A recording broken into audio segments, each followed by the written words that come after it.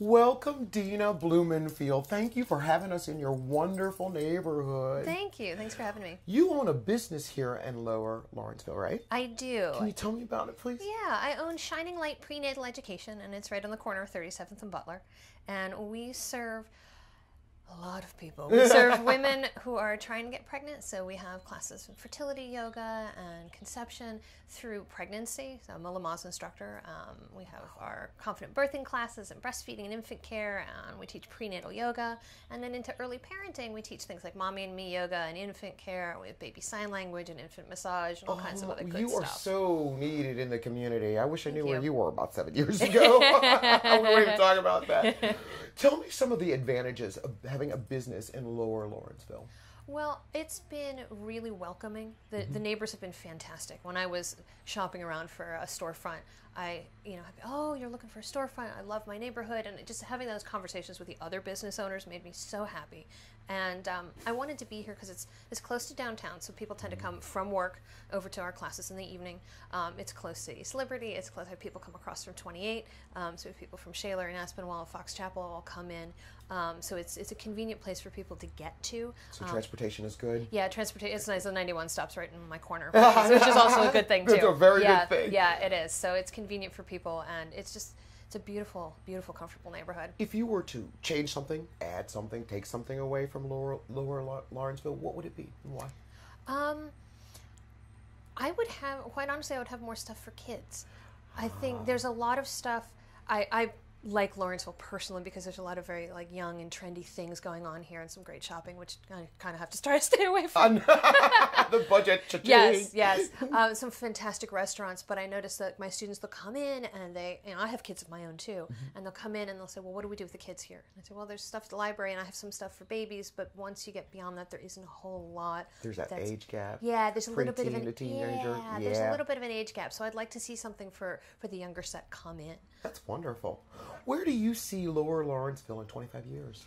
Oh my goodness, I see a lot of additional development and expansion. I know that there are a lot of real estate developers. I have a former coworker of mine when I had a corporate job way back when. He develops out here in Lawrenceville, and I have a couple of students who own properties and develop here. So in 25 years, I can really see this place being not even upscale, that's not quite the right word, but rehabbed. Rehab, because there's still, you get some really beautiful, fabulous houses right next to the one that's falling apart. So I can see all of those houses back on, back where they belong. Yes, where they belong. Absolutely.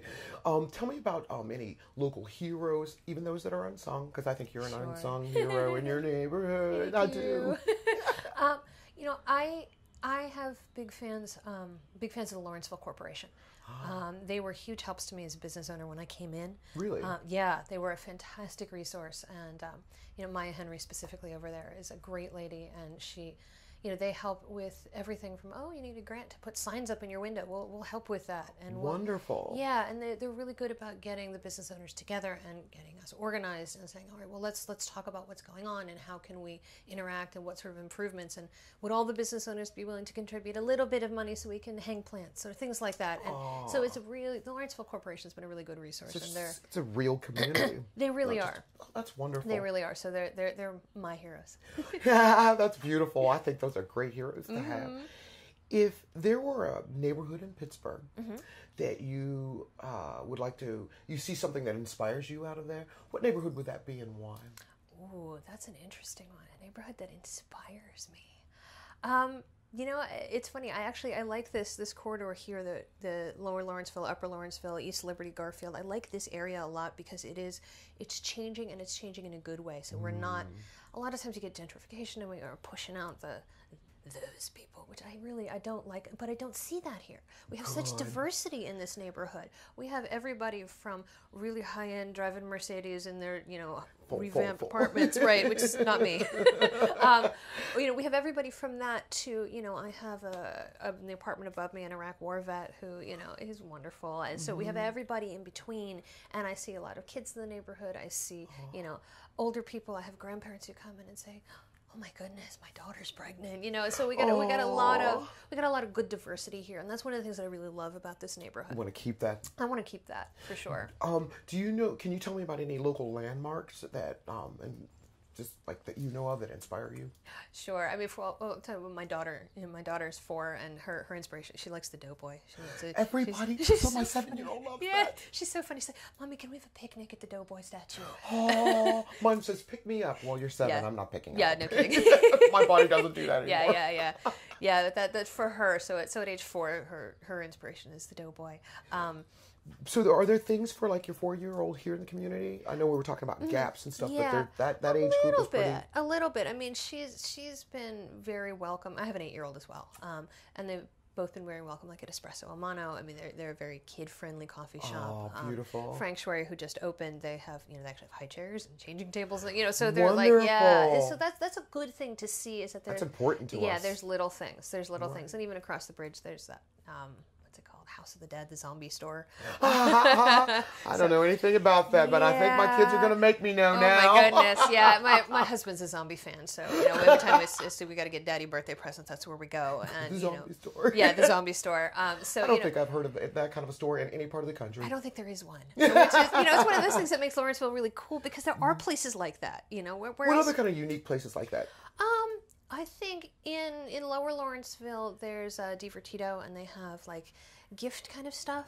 Some of the stuff that like I'd like to buy myself, but it's probably better as a gift. You know what I mean? That's wonderful. So stores like that, or Page Boy. I mean, they have a salon in the back, but they have like vintage and repurposed clothing, which is fantastic. Yes, and then like our neighbor right across the street is Pavement, which some fabulous clothes. And then there's I'm totally forgetting their name. There's another retail outlet down the street from us that's fabulous with clothes. Do you attend theaters here? Sometimes.